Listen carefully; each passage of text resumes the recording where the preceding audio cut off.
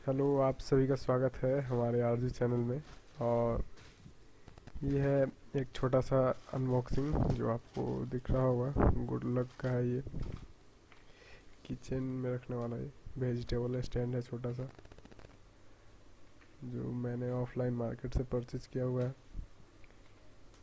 और इसका प्राइस हमें पे करना पड़ा है 250।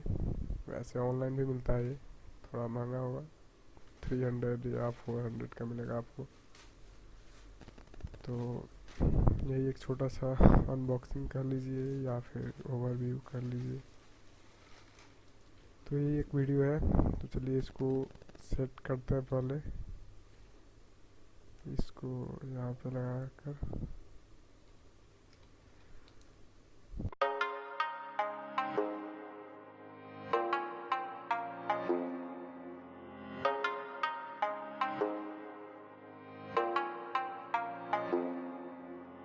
Tonight, I'd lie for you, baby.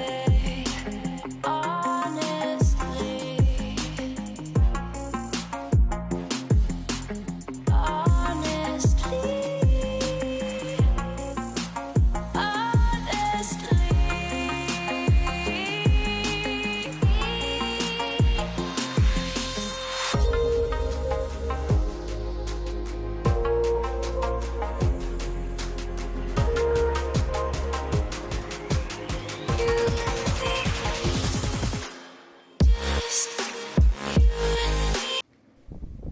तो ये देखिए ये सेट हो गया है।